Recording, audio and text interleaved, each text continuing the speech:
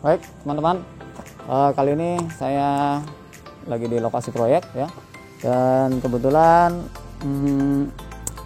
kita bersama dengan partner kita, mitra kita yang memang ada di lokasi proyek ya, di lapangan ya. Kita bersama Bang Akid. Namanya siapa Bang? Akid Bay. Oh, Nur Muhammad Akid ya. Beliau sudah berpengalaman di bidang kontraktor ya, bangunan apapun bangunannya ya. Beliau juga dipercaya di kereta api di Daop 3 Cirebon ya, untuk membangun, merawat bangunannya. Kita mau berbincang nih Bang Akid nih. Ya. Rupanya lagi kurang sehat. Ya, sedikit ya. Pusing mikirin proyek. Ya juga sih ya. Ya. Gimana Bang? Jadi gini Bang, teman-teman di arsitek sipil ini banyak yang tanya ke kita ya, kalau bikin rumah enaknya diborong apa bikin sendiri, kelola sendiri gitu? Ya, kalau si yang punya rumah memang dia skillnya di bangunan, ya dibikin sendiri. Ya. Nah, kalau nggak ngerti bangunan, ya diborong. Dia tahu apa yang ada di gambar dan apa yang dengan budget biaya. Kenapa tuh enak diborong? Alasannya apa? Kelebihannya apa? Selama ini kalau diborong tidak ngurusin SDM ya, karena kendalanya kebanyakan di SDM sih. Terus kalau orang bangun itu kalau tanpa schedule, biasanya dia juga lebih ke arah nanggung itu yang jadi penambahan biaya. Penambahan biaya ya. Kalau itu sendiri ya. Tapi kalau diborong ya kita dengan budget, dengan sudah ada gambar, dengan budget harga dan budget nilai anggarannya udah pasti. Dengan hasilnya pun insya Allah pasti maksimal. Tuh, jadi kalau diborong mungkin kita nggak ngurusin wedangnya tukang ya, makan tukang. Terus kalau tukang nggak berangkat atau kalau tukang lelet apa gimana lah, kita nggak mikirin itu, nggak pusing ya gitu ya. Kita kurang material, nggak harus beli kemana. Memang toko material kita bisa, tapi tidak. Kalau material yang beli biasa itu lebih cepat datangnya. Kalau hanya perorangan biasanya dari toko material juga nunggu antrian gimana. Nah, jadi pemborong juga punya link ya.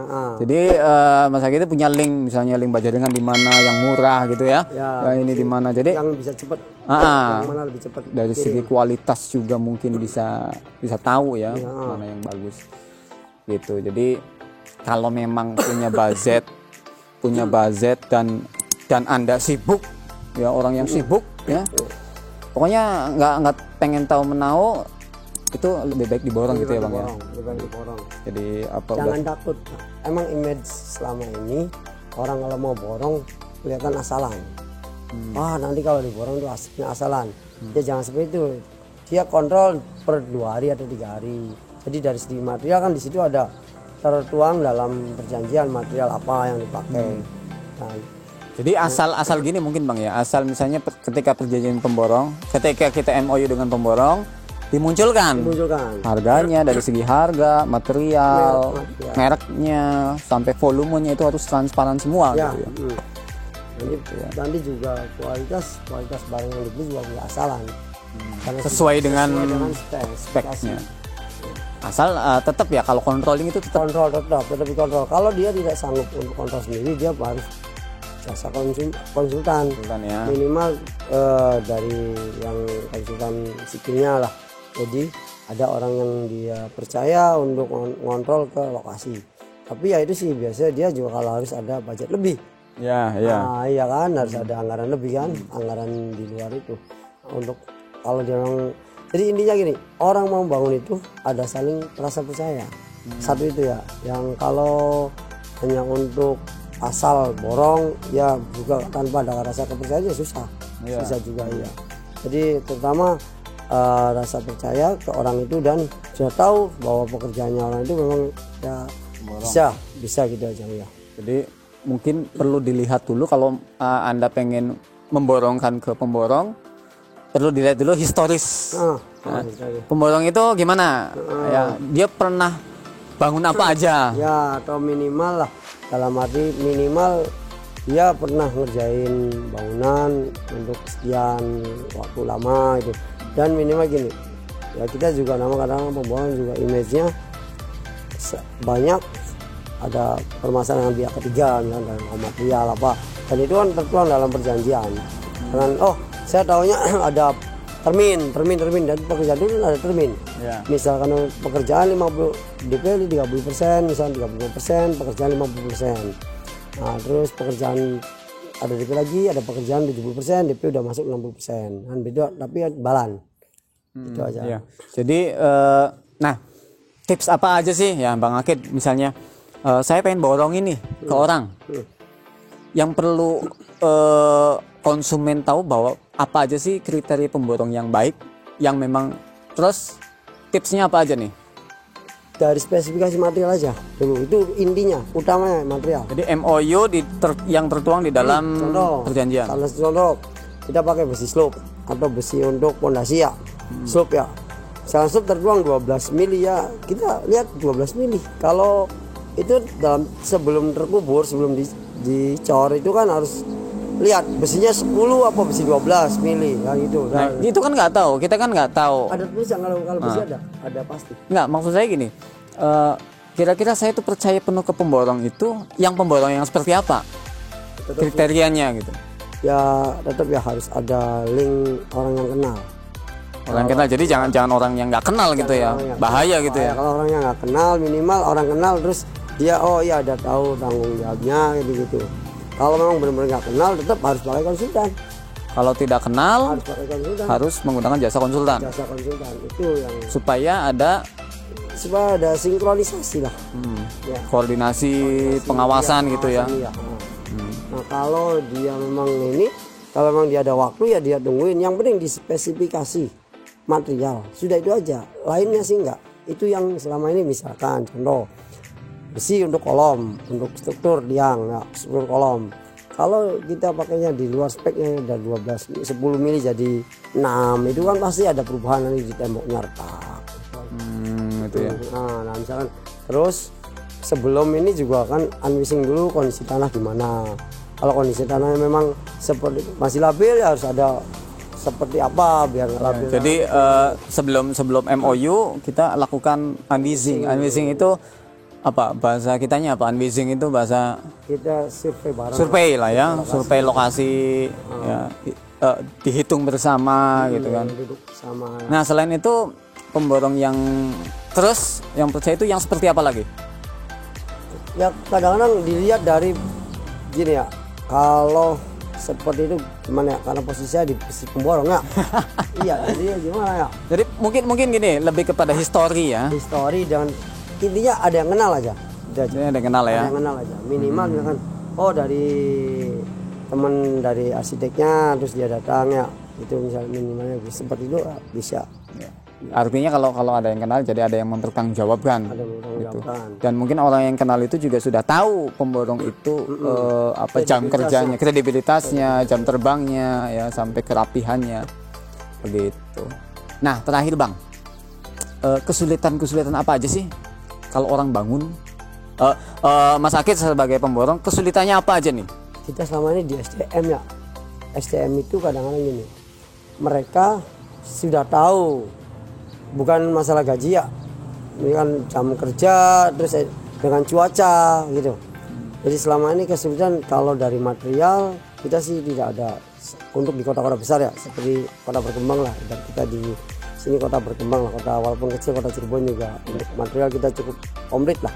Jadi kita nggak ada kesulitan, hanya kesulitan di segi itu SDM. Kadang mereka seminggu ada aja nggak masuk. Udah kita udah plotting, udah di plotting untuk besok ini si tukang A masang ini, yang B masang ini, tiba-tiba satu nggak berangkat pincang. Nah, jadi itu selama kesulitan itu, tapi masih bisa ditanggulangi sih.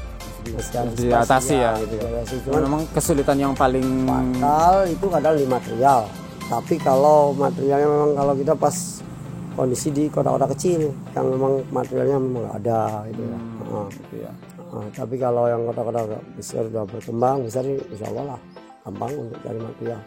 Nah, untuk itu kan kesulitan ya dari segi SDM, termasuk dari segi material gimana?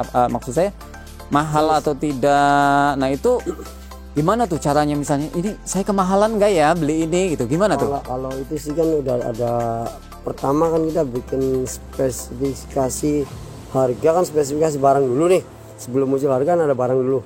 Nah kita udah tahu harga material, nggak ada ya, kalau material nggak tetap sih, kita udah tertuang dalam perjanjian. Dan material itu pun ya resiko kesalahan kita ya, kalau memang kita yang salah kan Ya, gitu. kalau diborong kan memang itu tanggung jawab pemborong semua. Ya tanggung jawab semua. Jadi kalau memang untuk itu kendalanya paling kita gini, kendala kalau untuk satu ya, kalau bangunan baru kita nggak ada masalah lah.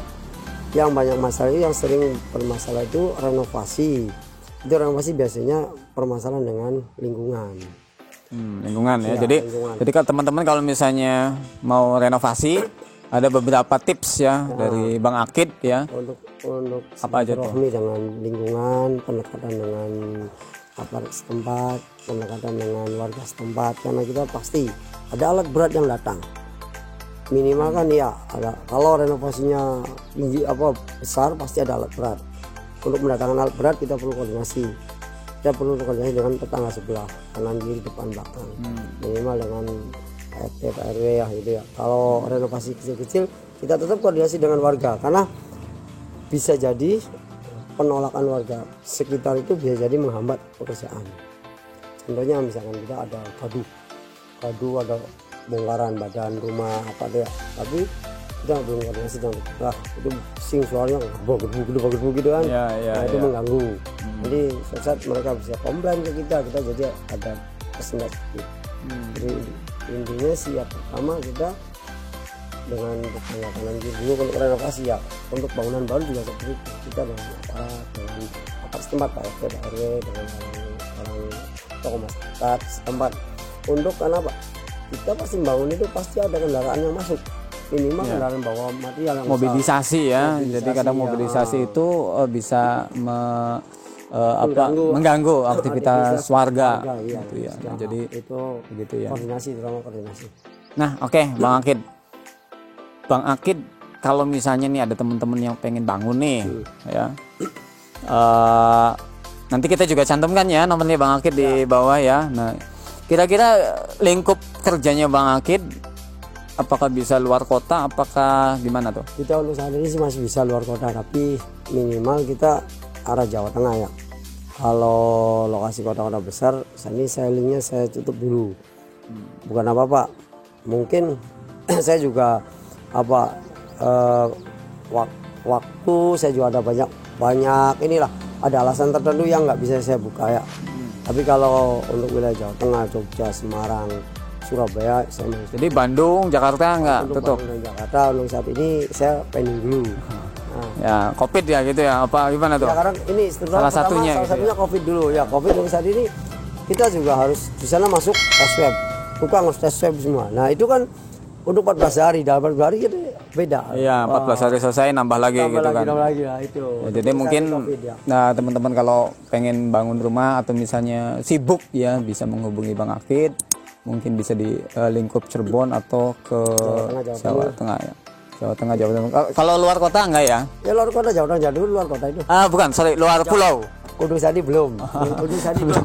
Nanti insya Allah saya ada link, saya bisa luar pulau. Saya paling pertama saya Bali dan Nusa Tenggara paling untuk saat ini. Untuk Kalimantan belum. Saya ngambilnya Bali dan Nusa Tenggara. Ya, oke. Oke, gitu aja Bang Akid ya. Semoga sukses selalu. Ya. Lancar. Oke.